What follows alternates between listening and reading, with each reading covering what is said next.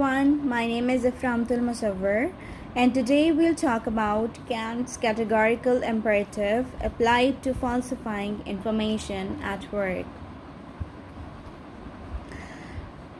This section introduces Kant's deontology, which is ethical theory focused on moral duties and principles rather than outcomes.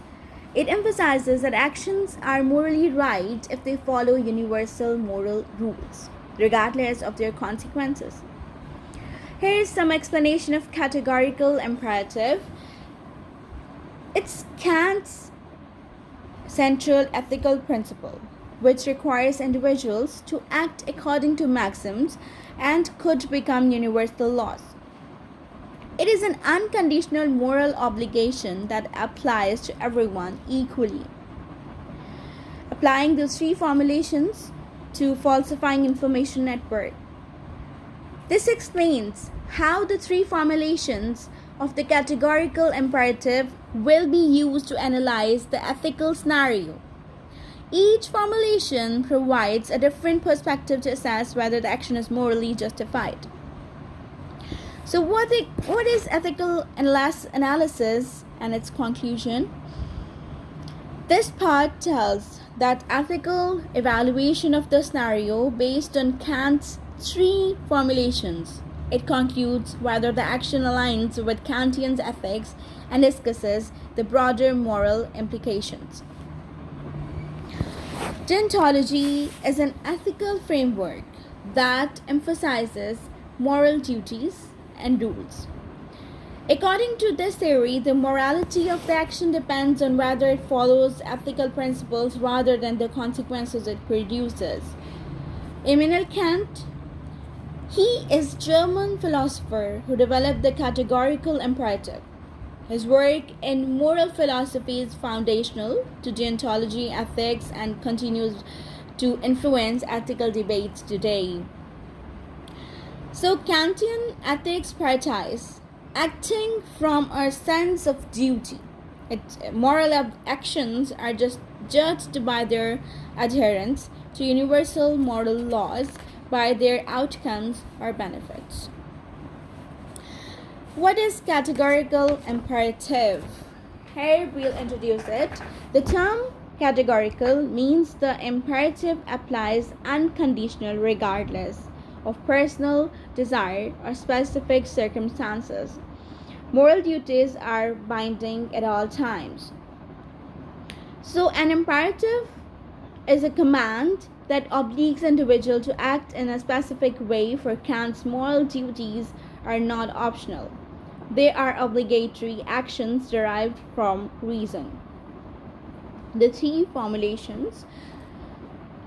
This formulation, the formula of universal law, states that one should only act according to the maxim or principles that could be held as universal laws.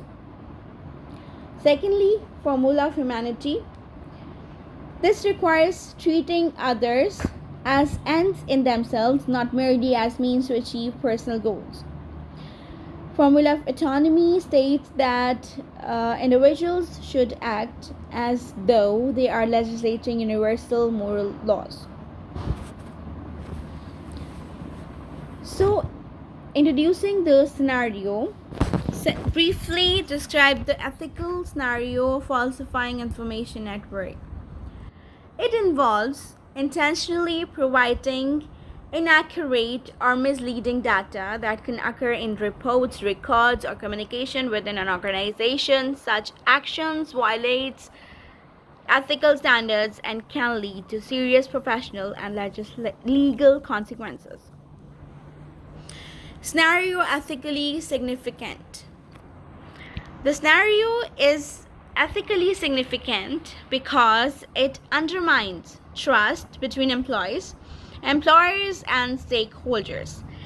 It compromises organizational integrity and the accuracy of these decision-making processes. Additionally, it challenges core ethical principles such as honesty, transparency, and accountability. Applying the formula of universal law. A maxim is the underlying principle guiding the action. For example, the maxim behind falsifying information might be: it is acceptable to provide false information to achieve personal or professional goals. Evaluate whether the maxim should be consistently adopted as a universal law. So this is an example. I'll tell you an example. If everyone falsified information, trust in the workplace would collapse. Reliable communication and decision making would become impossible, leading to organizational failure. What are the results? Since falsifying information cannot be universalized, without contradiction, Kantian ethics would deem the action morally impermissible. Does the action treat people as ends or as mere means? Examine whether the action respects the humanity of others or uses them as a tool of personal benefit. Falsifying information may manipulate and deceives others, treating them as mere means. Let's take an instance. By falsifying information, the individual disregards others' ability to make informed decisions. This undermines their autonomy and treats them as tools rather than as persons worthy of respect. Falsifying information violates the formula of humanity because it exploits others for personal advantage, thus failing to uphold their inherent dignity.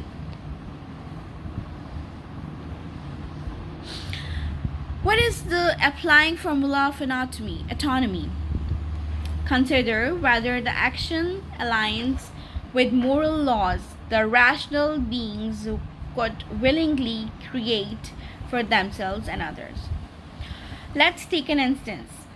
If rational agents were to self-legislate, they would not endorse falsifying information as a moral law because it undermines trust and truth, which are essential for moral cooperation. The action fails this test because no rational being would will dishonesty as a universal moral law, making the action ethically impermissible.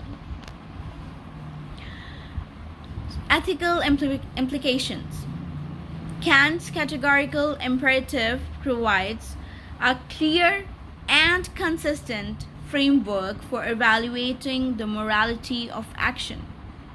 It emphasizes acting from duty rather than self-interest. Next, consequences of failing to follow these moral laws. Violating the categorical imperative leads to moral contradiction, social breakdown, and erosion of truth and mutual respect. Counter arguments and what are the criticisms? Some critics claim that Kantian's strict focus on duty ignores the real-world complexities of ethical decision-making and fails to consider the outcomes of actions. Supporters argue that Kant's theory provides a fair and consistent moral standard preventing subjective or self-serving ethical decisions. So, organizations frequently encounter social dilemmas regarding honesty, transparency, and fair treatment. For example, companies' trust must endure accurate reporting and fair treatment of workers, aligning with Kant's emphasis on truth and respect for human dignity. The formula of universal law.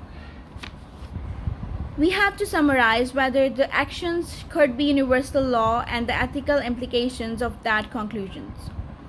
Then summarize whether the actions treating people as ends in themselves and respects their dignity. The rational agents would not will a world where dishonesty is acceptable. These are some of the conclusions. Kant's framework offers a systematic and objective way to evaluate moral decisions, focusing on duty and universal principles. Then, by using the three formulations, we can determine whether an action is morally permissible or impermissible.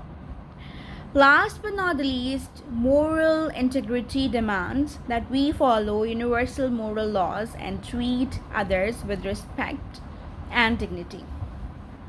So here are some of the references. Thank you so much. The end.